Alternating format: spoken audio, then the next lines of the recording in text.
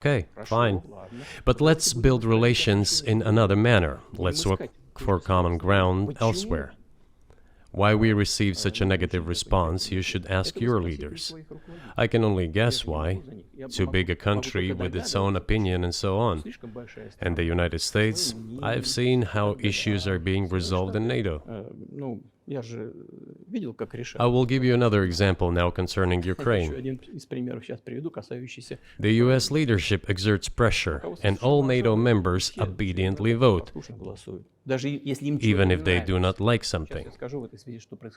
Now, I'll tell you what happened in this regard with Ukraine in 2008, although it's being discussed. I'm not going to open a secret to you, say anything new. Nevertheless, after that we tried to build relations in different ways. For example, the events in the Middle East, in Iraq. We were building relations with the United States in a very soft, prudent, cautious manner. I repeatedly raised the issue that the United States should not support separatism or terrorism in the North Caucasus. But they continue to do it anyway.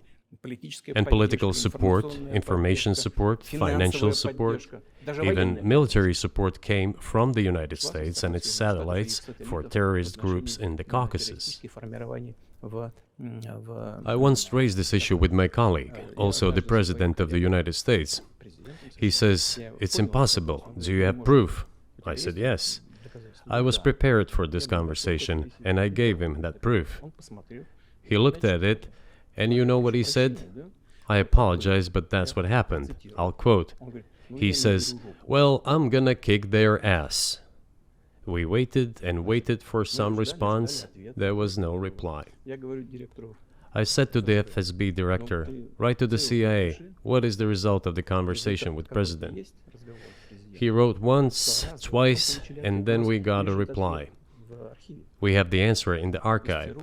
The CIA replied, "We have been working with the opposition in Russia. We believe that this is the right thing to do, and we will keep on doing it." Just ridiculous. Well, okay.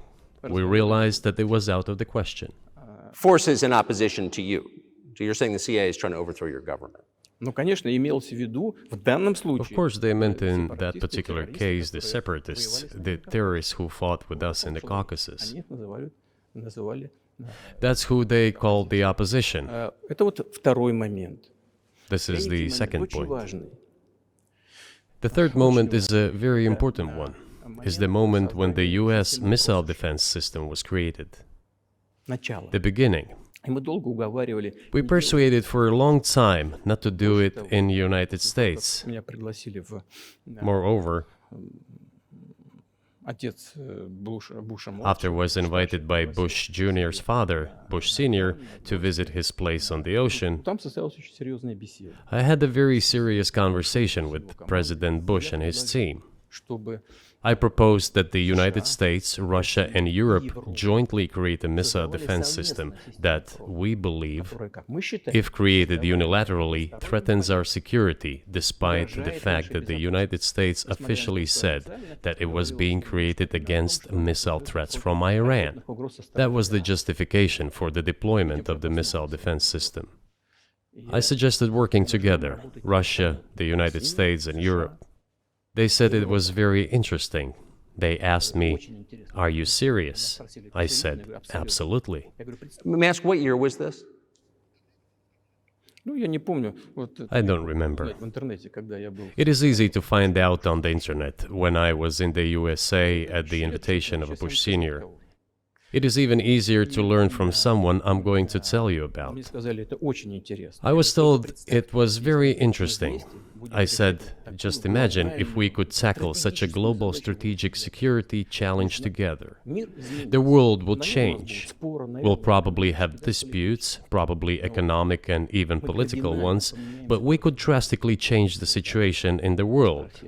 He says yes, and asks, "Are you serious?" I said, "Of course. We need to think about it," I'm told.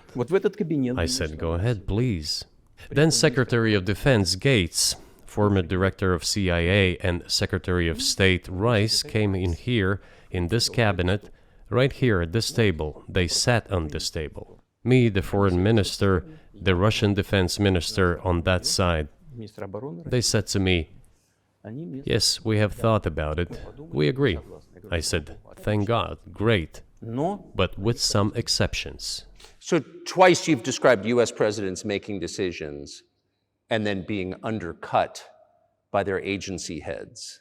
So it sounds like you're describing a system that's not run by the people who were elected in your telling.